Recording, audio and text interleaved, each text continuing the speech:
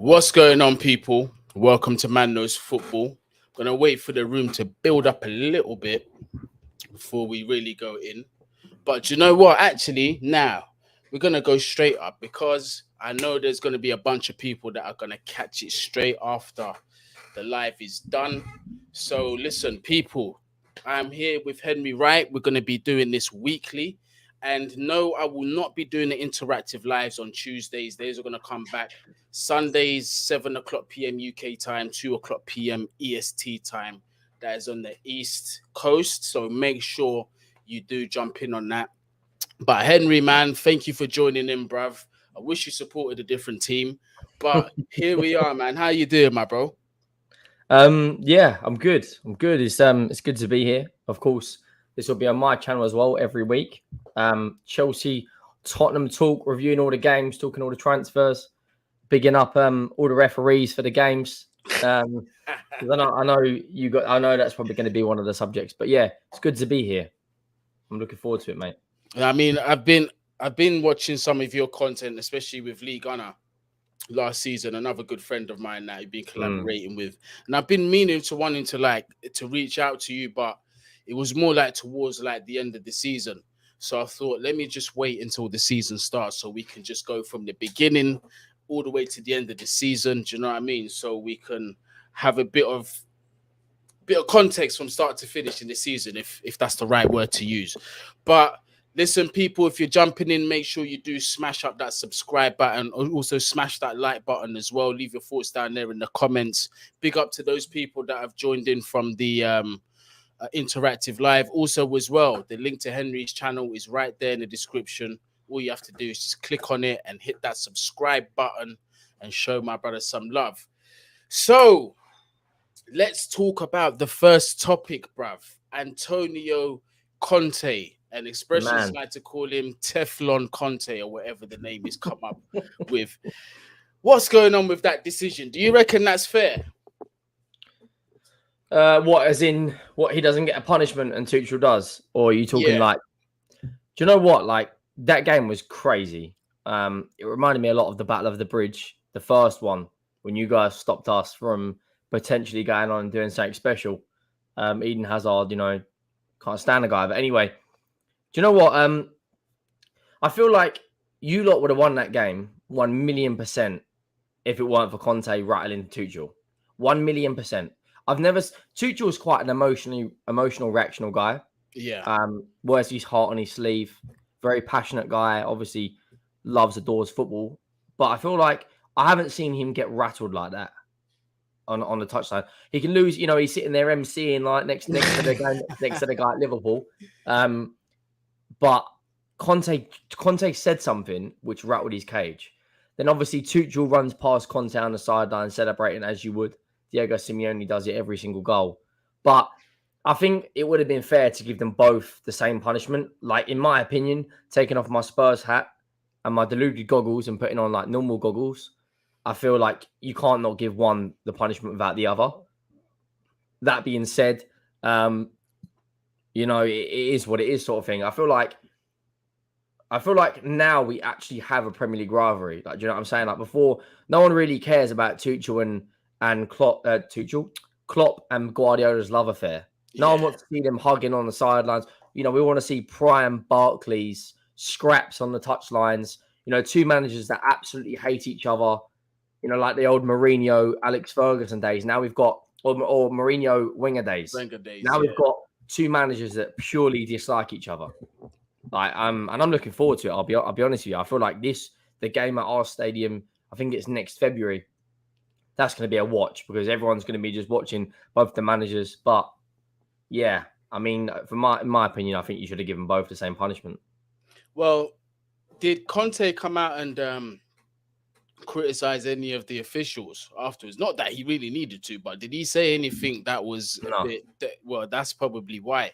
I think the reason why they're fining him or giving him that ban is because obviously the red card. Obviously, you have to, but then it's what he said, because our officials in England, they don't like to be criticized at all, and usually that's faced with punishment, whereas in other countries you might just get away with it, but no way in England. But Anthony Taylor, what an absolute prick. And you know what?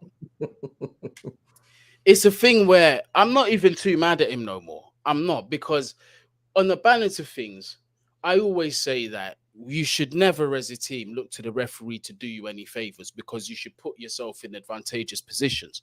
And we had several opportunities to do that. I can think of the Raheem Sterling miss, the Mason Mount miss, and especially the Kai Havertz miss when Reece James flashed that world-class ball across the box. Should have put that one away. So when I look at it like that, it's really something that I feel that was also of our own doing. I don't want to put too much blame on Anthony Taylor and Mike Dean over there in VAR. So it is what it is when you look at it from that perspective. But yeah, man, disappointed about that. But this weekend, one of us went on to get 3 points, and I can tell you for free that it wasn't Chelsea. How do you feel about your performance against Tottenham, against Wolves this weekend? Sorry. That's right. Do you know what? Like, just on that Chelsea Tottenham game, I feel like that's the best you've played all calendar year since January. You tore us to shreds, and Tuchel got it spot on. The 4-man against R2 in the midfield, you overrun us. Loftus-Cheek looked like he was actually a good footballer for once, rather than going missing. This game, the weekend, 1-0 against Wolves. Listen, if Wolves had a number 9, they would have been out of sight and out of mind in the first half. We were chasing shadows the first half. Neves, the new guy, they've got Nunes, Martinho, pulling strings. We don't have a creative midfielder. We don't have a midfielder that can dictate games. We don't have a Jorginho. We don't have a Kovacic, even a Gallagher. Gallagher was slotting our midfield nicely. We don't have anyone like that. And I feel like in these games, it's going to work well playing teams like Man City and Liverpool, because they dominate the ball and we can counter them. Kane, Son, Kulusevski, and even Richarlison when he gets game time. But that being said, every second half of a game under Conte, it's a different team. The first half, we are awful. We were awful against Newcastle last year. We were awful against Brighton last year. We were awful against Villa last year. Second half comes around. It's like Conte sticks a rocket up their arse. They come out the changing room. It's a different team. We played so much better. Perisic putting balls into the box. Kane dropping deep. Son making runs. Second half, I feel like we were just a different outlet. There was more tempo in our play. There was more pressure when Wolves had the ball. We were pressing them more, and we looked like a different team. Scrappy win. We got the job done, but we move. Anyone would take 3 points in this league, regardless of the scoreline. I just feel like for us, we're in a predicament now where when Harry Kane doesn't have the best game, our team doesn't have a great game. When you look at Tottenham, because we've got 2 goal threats in Kane and Son that will get 20 goals a season, Chelsea, Liverpool, and City, their goals come everywhere. You played against us, 2 of your goal scorers were your defenders. Defenders, yeah. Do you know what I'm saying? Like last year, Chilwell, Alonso, Reece James, Thiago Silva, and Rudiger had over 20 goals combined. Our third highest goal scorer last season was own goals. That's crazy. Bro, it's nuts. Like, genuinely, when Kane has a bad game, the whole team struggles. When he has a good game, like when he was twerking for Guardiola last year at the Etihad, we were unbelievable. So I'm saying we have a poor game and we struggle to break teams down.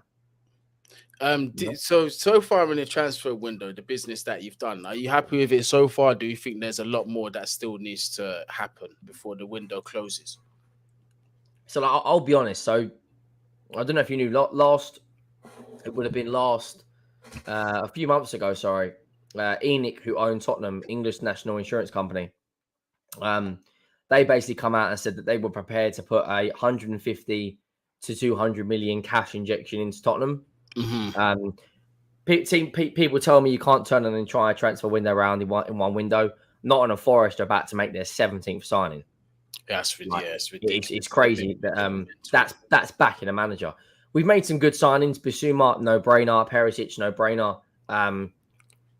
That they are 2 very good signings. Lenglet, a good defender, composed on the ball, but it's not what we want.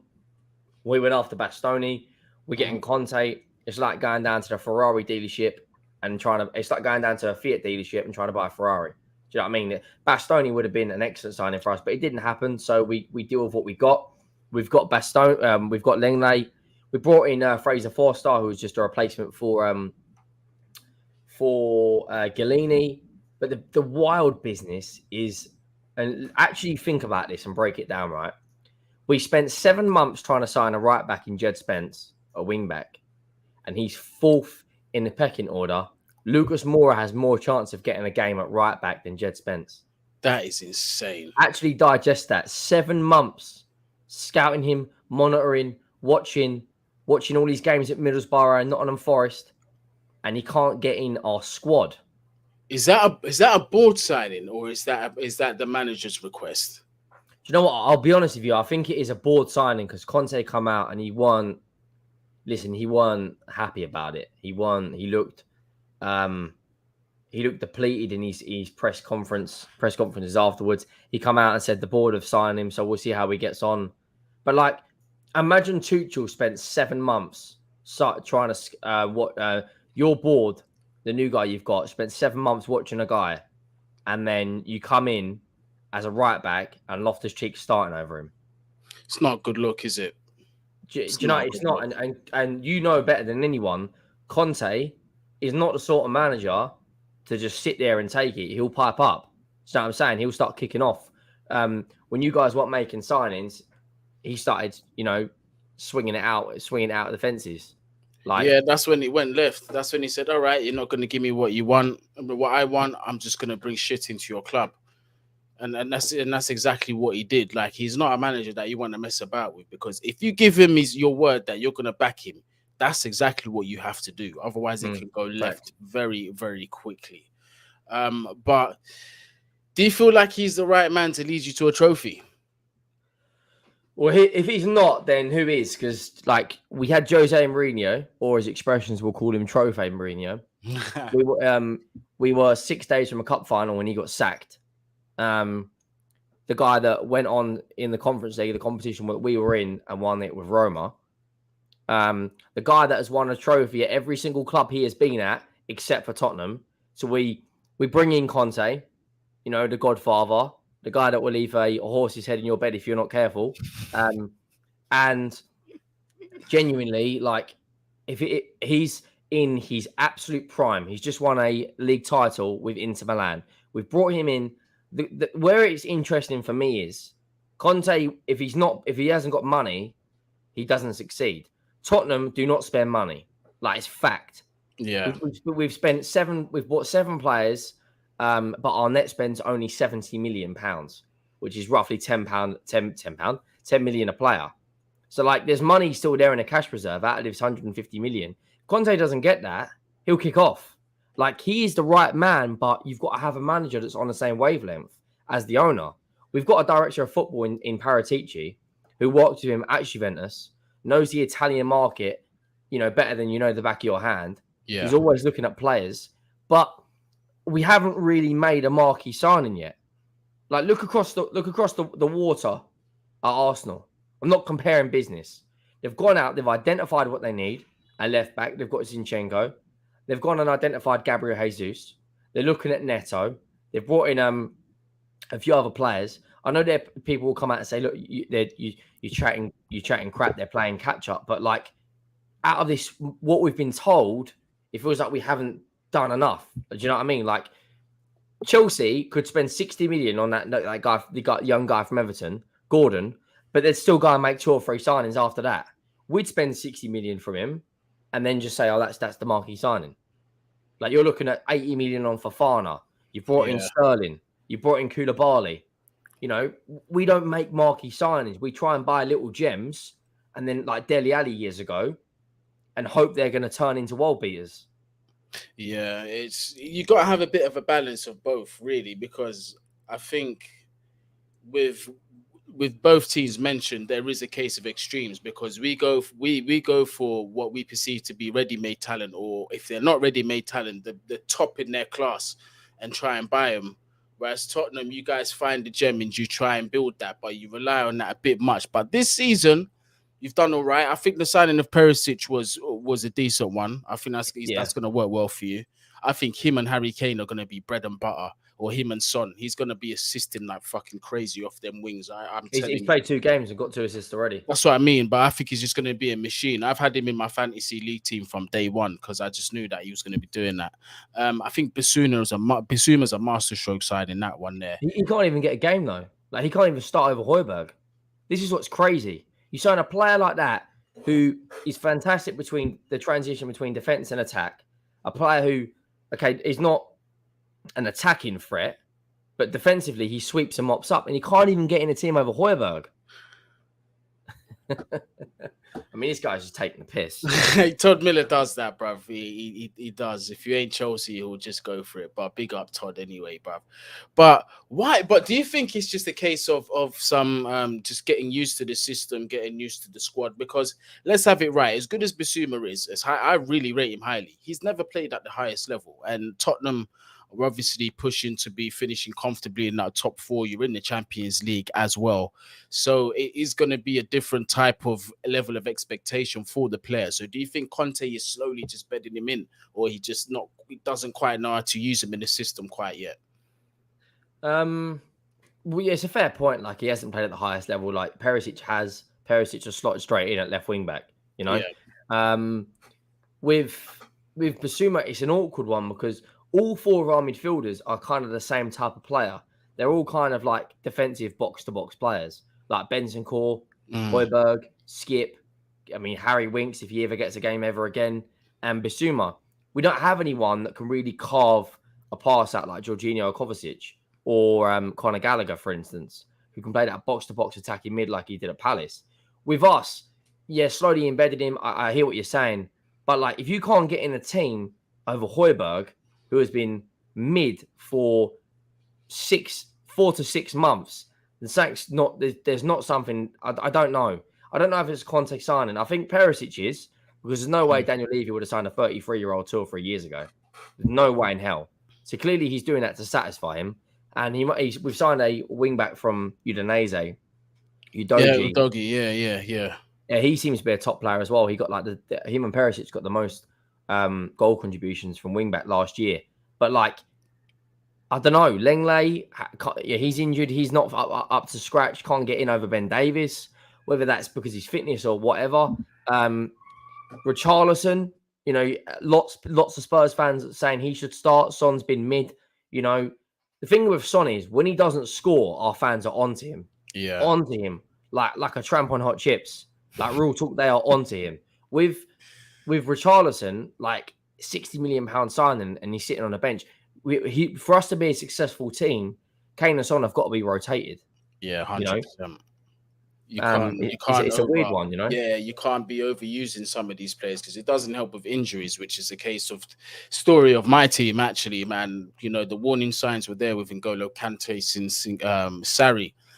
Overuse. Now, look, he's consistently getting injuries, man. Similar to several other areas in the pitch that I'm going to be worried about. Reece James, I feel, is going to be a victim of that. Mason Mount, I feel, eventually is going to be a victim of that. So I know exactly where you're coming from, and I think, you know, with Son as well, is like he does. This is not like something that's new. He goes through periods where he doesn't score goals, but when he hits the ground running, that's the end of it, bruv. You can't stop him. And he is undoubtedly a world-class player.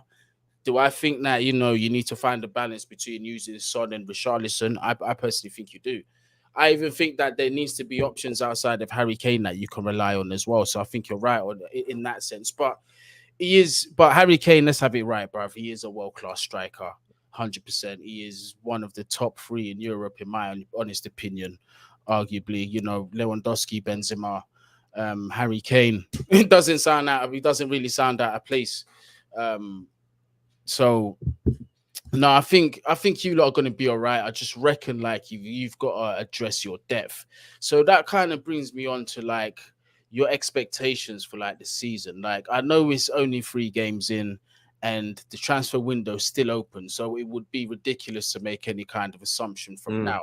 But just considering, you know, it's not been a full season with Conte yet, has it? It's been like half a season. See, he come in in November, and we signed Bentancur and Kulusevski, who are two great buys. Just on the depth thing, we've never had any depth. Like, I remember the FA Cup semi-final against you lot. You brought on Matic and Hazard. We brought on Kyle Walker and some clown in midfield, probably Harry Winks, right? We've never had any depth, and this is the time now, like to go and buy that depth in this window in January. But with us, like, expectations on the Conte should be silverware, bare minimum. As a bare minimum, we're not. I mean, lots of fans saying, "Oh, we can do a title charge." Liverpool, can't beat Man United. Arsenal, regardless of how ever them lot down the road are the most deluded of deluded. Lee calls them what is it he calls them? He's got a name for him as well. He's got so many names for him. I mean, that guy's in the mud, living on a beach in Marbella, and fans are just atting him. But big up to Lee as well. Like, I don't think we're in a title race. Man City will walk this league comfortably. I think they'll be 10, 15 points clear of second place. Realistic expectations should be a domestic cup, so an FA Cup or a League Cup. Listen, I would do the most disgusting things you've ever seen for a bit of silverware right now. Like, real talk. I'm not. Listen, I'd create an OnlyFans if I had to. Like that's it, because it's been so long. It's been 15 years. If we don't win a trophy this year, it'll be 15 years next season. And the last trophy won, we beat you lot. Yeah. Since then, in my lifetime, right, you've won 24 trophies in the last 25 years.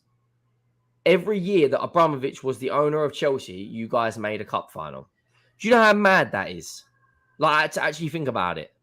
You are grateful bastards. It's relentless. It was relentless at Chelsea, but you already know how Roman Abramovich ran that club. The second he smelled mediocrity, or he smelled, okay, this is not working. Yeah, that helicopter's landing at Cobham and you're getting your marching orders, bruv. In fact, when the helicopter arrives, that's how you know your job's in jeopardy, because he will ask you the question, are you sure you know what you're doing here, bruv? Like, I've had to get my helicopter and come and have a word. 2 games after that. But the thing is, with Chelsea, there's an atmosphere as a willing to succeed. It's embedded from Abramovich all the way down, onto the pitch. There's, like, when Real Madrid didn't win the league one year, their fans got out the white handkerchief as if to say, like, to the manager, piss off. Yeah.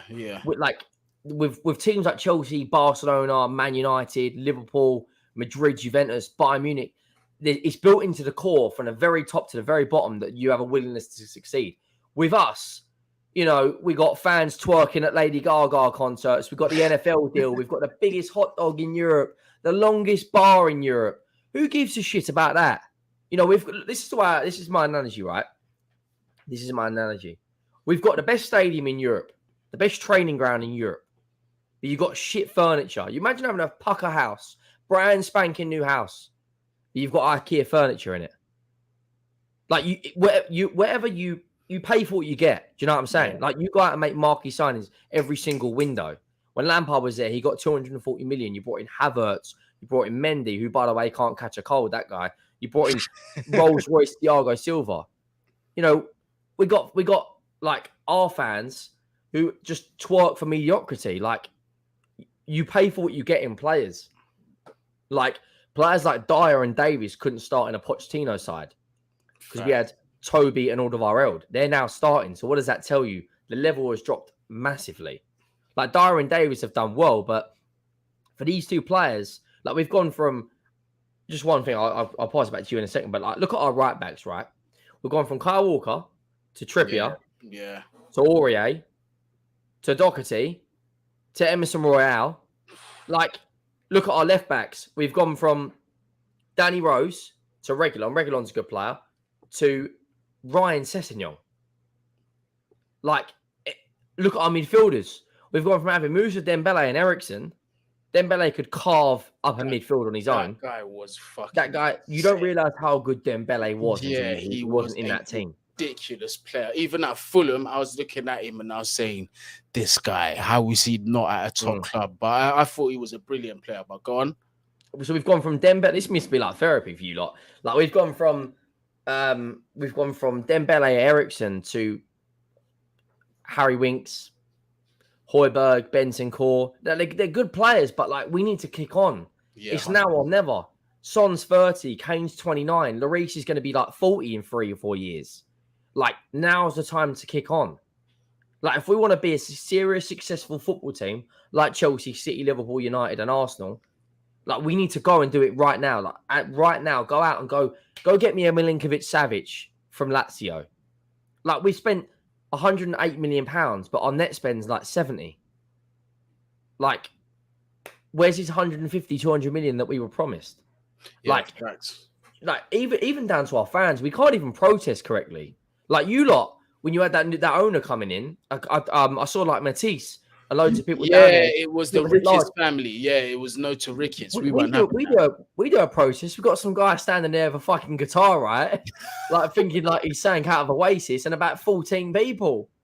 Oh God! Like, the club is just. Listen, it will be like this to the day I die, but now it's now or never for me. Like, with Conte, I think the owner's got to back him, and I think the owner's got to back him in a similar fashion the way Todd Bowley has backed Thomas Tuchel. Now, that kind of brings me on a bit to Chelsea, because I'd like to get a view from somebody who's looking outside the box. You know, you're not a Chelsea fan. In fact, you're far from it. You get me, rivalries and all that. But just because you're somebody who's able to look at football for what it is without looking at your shirt first and looking at things. You know what I'm saying? So I feel that Chelsea, quite similar to an analogy that you brought up in the term of you've got the most beautiful house and you've got IKEA furniture, right? I liken that to Chelsea and our midfield. Everything outside the midfield for me, I believe, is good, except maybe one or two things up front. We need a striker. We're about to address it apparently with Aubameyang. Cool. Is he my first choice? No, but Chelsea are having him as a stopgap for next season. But when you look at our midfield, that's just been completely decimated. Thomas Tuchel's come out and he said that he doesn't think we need another midfielder. Well, you know Kovacic is injury prone. You know N'Golo Kante is injury prone. So what does that leave you with? Jorginho, Ethan Ampadu, who you don't trust, and he's going back to Italy. Billy Gilmore, for some reason, you don't trust him. You don't want to use him. He hasn't even got a shirt number. He hasn't got a shirt number? Nope. He hasn't even been given a number. Getting our squad comfortably. This is what I'm saying. And then you've used Conor Gallagher in the pivot with Jorginho. Yeah, that was disgusting. Debut game away to Leeds. That was filth. Like, yeah.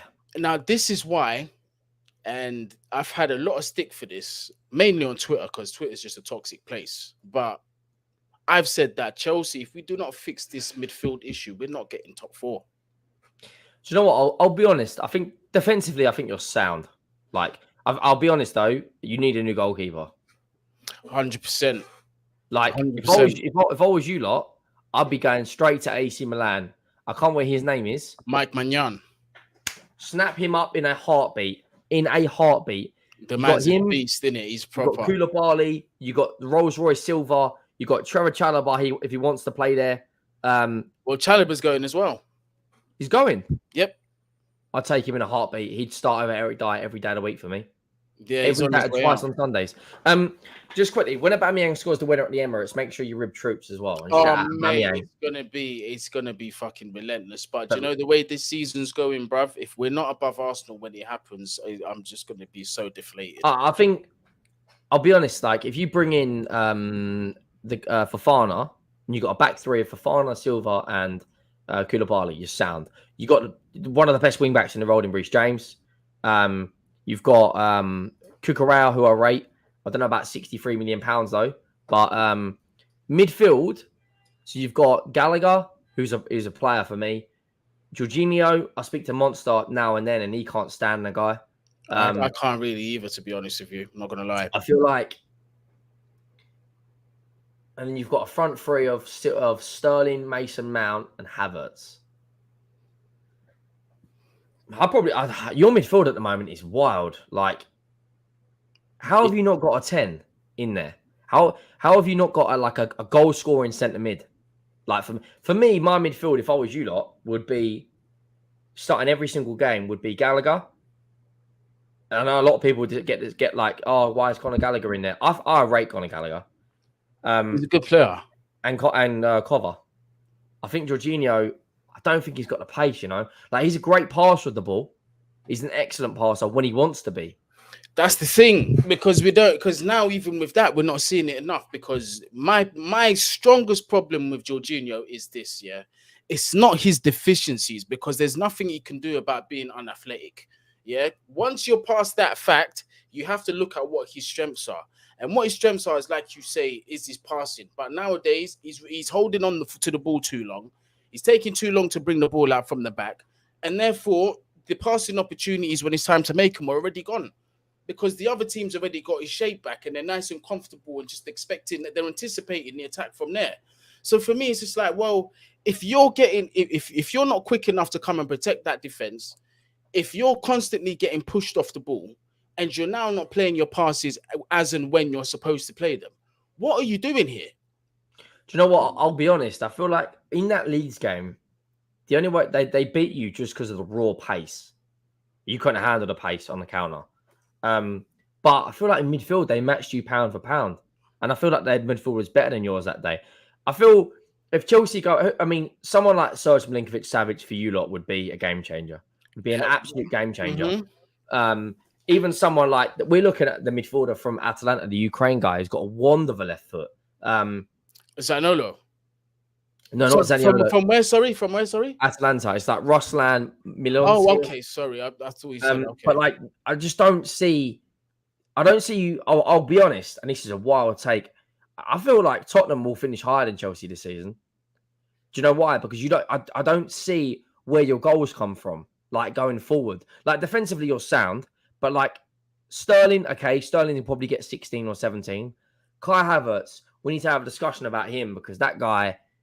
Some days in a big game in the Champions League or a Club World Cup, he turns up, but he goes missing quite a lot of the time. And then you've got Ziyech, okay, Hudson-Odoi is probably going to leave. I feel like, and this is just for me, I feel like Tuchel ruins attacking players in the final third. Like Werner, he's gone. Lukaku, he's gone. And I know Todd will say Liverpool have one more goal than you, but Liverpool are 16th and can't. Let me tell you one thing about Thomas Tuchel. He doesn't coach the attack. Listen to what I said very carefully. He doesn't coach the attack. He says the attackers should work off their own creative flow and their own creative juices. So, hang on. Yeah, you heard right. You heard right. This guy who won the Champions League, right? Tactical masterclass against Guardiola, doesn't coach his attacking players. By his own words, he does not coach the attack. They should. Be honest. Be 100% honest with me. Do you rate Tuchel? I do. There's a bit of a butt coming now, isn't it? You know what it is here's the thing. Because to do what he did in terms of winning the Champions League, that's one thing. And it was an absolute miracle when he did it because nobody saw that coming. I didn't see it coming. Yeah. But you see, once you're over the fact that, okay, he's won us the Champions League and now you want to see form over 38 games. Yeah. That's your bread and butter, the Premier League. When you start to hear things like that and you start to see what's going on the pitch, and then you start to see certain things that are not being addressed, it's like, okay, I get it. This is the first window where he's fully been backed. But usually you start off by addressing what's your priority. And I felt for years, our priority has been to replace that CDM in Matic, who we still to this day haven't replaced. I felt that's been one thing. And on top of that, we haven't had a fluid creator like Fabregas. Now, I'm not saying that these players are readily available, like as talented as Fabregas, but you can still find players of that profile. So that's number 2 for me. And then the fact that we only won 8 games at home last season is shocking, in my opinion.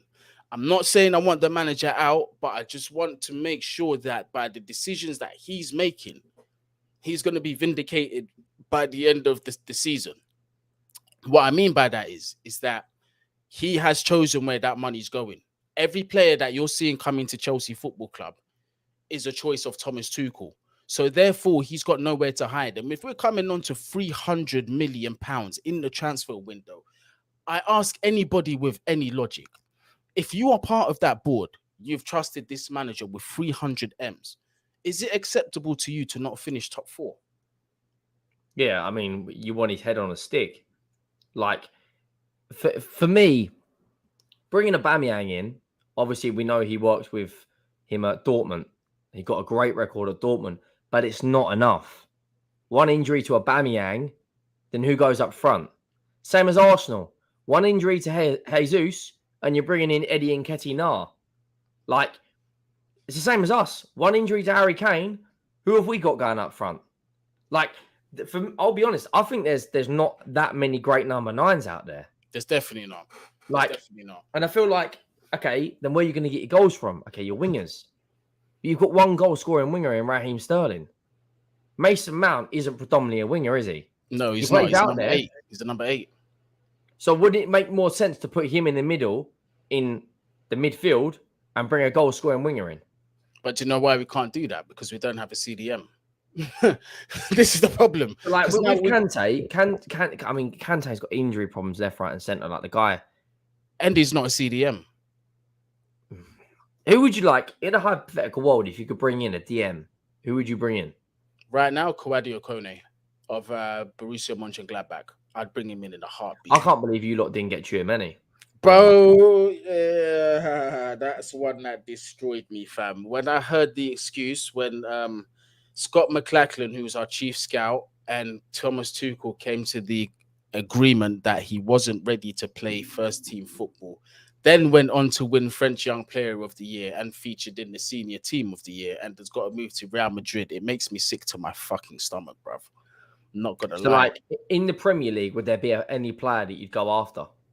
Oh, several. If I was restricted to the Premier League, I'd be looking at Ruben Neves just off the top of my head. That's what about the guy that used to play for you lot, who's at the other side of London in Declan Rice?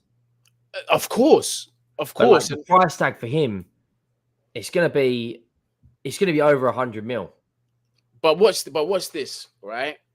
Even if you don't get Declan Rice, there's also the fact that Kante and Jorginho only have 1 year left on their contract. So it's just more than one. It's more than one that we need. That's why I'm so concerned. It's more than one midfielder that we need. Yeah, I feel like even someone like a Basuma would have done bits in your midfield. It's just a box-to-box midfielder. With Kante's legs, Jorginho don't know his finger from his arsehole at the moment. One day he's good, one day he's shit. The only consistent player throughout Tuchel's entire plans have been Reece James and Mason Mount. And even with Reece James, he's kind of injury prone as well. Yeah, he will get injured this season, 100%. He's going to have. I don't get why, like Chelsea, like even with Mourinho, you've always been known to have a solid defense. But like, who's going to score? Like, I'd be more worried about who's going to put the ball in the back of the net. Like, you played how many games? You played 3 games. Yeah. How many goals have your forward scored? 0. Who have you got next? Leicester. Is that at home? We're at home, yeah. I think you'll beat them, and then Rodgers will be on the verge of getting sacked. Well, the only reason why I think we're going to beat them is because they're just absolutely in the shitter at the minute, aren't they? They're completely. Yeah, they are. God, they are like terrible. Like what? Brendan Rodgers getting booed at half time. Like they can't score in a brothel. But like Sterling will come good. Premier League, world class winger on his day. I just feel like it's not from a Tottenham perspective. Like we've been worried about Chelsea pretty much the whole Premier League. Like immediately we got daylight robbery at your ground the other day. Romero, on another day he's in a WWE ring making that move. Yeah. With the referee the other day, that's a red card, and even they've come out and said he made the mistake. So we got lucky there. But like your performance against Leeds was diabolical. It was shit. But this is the thing: the game was lost before the ball was even kicked, man. Because, like I said in my post-match, as soon as I saw that pivot, my confidence went from here. So, what would be like your keeper to your striker? What would be your best starting 11 in your opinion? Obviously, Mendy. Mendy, Thiago Silva, Koulibaly. Right now, With the options that we've got right now, I'll probably go with Trevor Chalobah ahead of Azpilicueta, but he's leaving the club. A right wing back, Reece James. Left wing back, Cucurella. If they're both fit, obviously Kante and Jorginho. No, Kante and Kovacic in that centre. You wouldn't put Gallagher in there. No, because we don't. Because he can't play in the pivot. That's the problem. He can't play in the pivot, and that's what. So, like, what's going to happen with him going forward? Like, is he going to be pushed out wide like Mason Mount did? I don't even know how. With this system that we're playing, I don't even see how he's going to fit. If I'm being honest, I have no idea, and this is the problem with so many of our players. I don't even know, because with Kai Havertz, you see, as much as I get onto him, the chances that he does miss, that's not that's not his style of football. To me, his perfect role is what Thomas Muller does at Bayern Munich, but we don't play like that. So even him playing the false nine last season, yeah, sporadically he was good, but at least he was picking up momentum and he was learning that role. I think it was a big mistake to take him from there and put Raheem Sterling there, especially since Raheem Sterling is 27, 28 years old and his entire career has been playing out wide on the wings. So why change that now? Stick with Kai Havertz going down that middle and play Raheem Sterling either on the right side or on the left side, or play, well, in this case, it'll be the right side. And then on the left side, you play Mason Mount if you want to play Mason Mount there. But that's just me anyway. Like, personally, my front three would be Raheem Sterling on that left. Broya down the middle. And that right side is literally a toss-up between Ziyech, Pulisic, and Mason Mount. I don't care who goes. Pulisic is the flipping the Budweiser Dan James, as Toby would say. He's literally like, speaking of Dan James, we're looking at paying 30 million for him. Is that a joke? I mean, he's got pace for days, but he couldn't finish, beans on toast, for crying out loud. I feel like real talk, I feel this is the first time in a long time I actually think Tottenham have a higher chance to finish above you lot. I don't disagree with you, bruv. I'm telling you, I don't disagree with you. If the window was to finish right now, like in a hypothetical world, right now, the door's shut, the window's closed, it's over. We would be fucked. Where would you finish? We would be... Listen, if we closed the transfer window right now, the way things stand, Man City will finish top. I don't know what happens with Liverpool, but I think they still get top four. Arsenal, the way they're playing, I think they're comfortable to get top four. You guys, with your manager, I think you're going to get top four. So that only leaves one more position, bruv, and that's fifth. That's fifth. That's where I think we finish. As this stands, if this transfer window closes without at least a number 6 brought into this club, right, we are in big fucking trouble. I'm telling you this right now. We are in big fucking trouble. And I hate to say it. It doesn't make me feel good saying it, but I've been saying it since the end of the of last season. That CDM position, if we continue to neglect it, we are going to suffer. And it looks like... Do you feel like if you bring in, like, the Frankie de Jong talk's gone a bit quiet? If you brought in Frankie de Jong, Aubameyang, Fofana, maybe one more player, you'd be back in that top 4? It's still no number 6, mate. De Jong, did you see what he did trying to play that number 6 position against Barcelona the other day? Yeah, he got torn to shreds. I feel like the thing is, I don't feel like you're going to go out and buy a DM. Why? This is what I'm asking. Why are we not? What sense does it make that we're not when it's a priority position that we're crying out for? We was absolutely cut apart, and it's not the first time that this has happened. Because Henry, my thing is this, yeah. When we played you lot and after we played you lot, I said my concern is not about the big games. I'm not worried about Manchester City, Liverpool, Tottenham, and Arsenal. Do you know why? Because these teams commit bodies forward, so there's opportunities for us to really play with a high line also ourselves and to also attack. And we're decent at keeping possession. That's not my problem.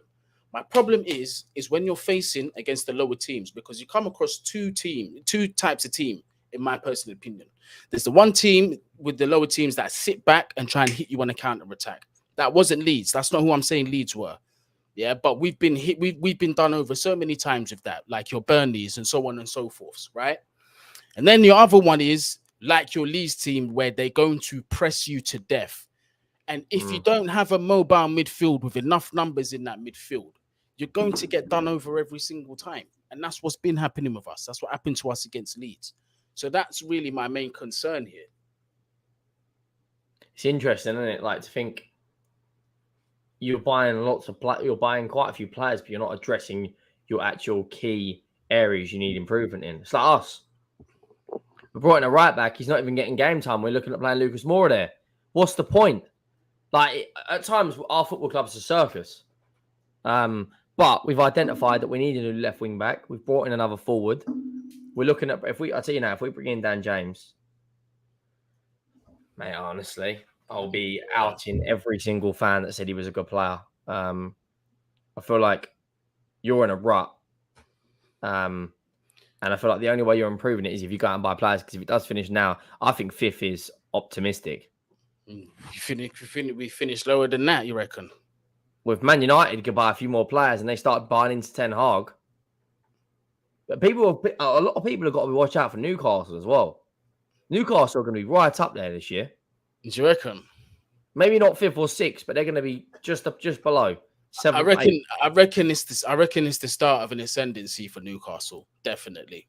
So I think from next season onwards, we're going to start to see them push for the European places more consistently. I reckon this year they might get 7th.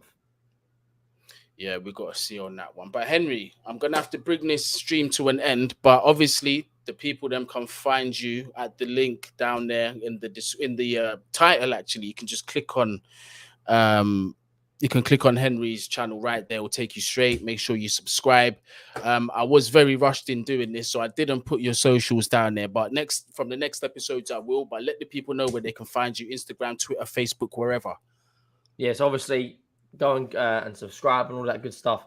My Instagram is just at Henry Wright 365, and the Twitter is Henry Wright 96. But listen, thanks for having me on. It was a pleasure to talk about the Chelsea tears after they've been absolutely slapped by Leeds. We'll be back on my channel with more talk. Looking at the weekend's games, we've obviously got Forest away, which ain't going to be easy, and you lot have got Leicester at home. Yeah. And hopefully by then there might be some more transfer news to talk about as well. Definitely. So on Thursday, I'll be back on Henry's channel. So make sure you do subscribe to that so you can hear us have our little chat before this weekend's games, man. But like I said, make sure you do subscribe to Henry and also subscribe to our channel as well. Thank you very much for helping us reach 13,000 subscribers. Mental, man. Yeah, I know it's crazy, but we got to keep working. We've got to keep building this community. The social links are down there in the description as always. So people, I forgot my line. Wherever you are, whatever you're doing, please make sure you stay safe. Bless up, people.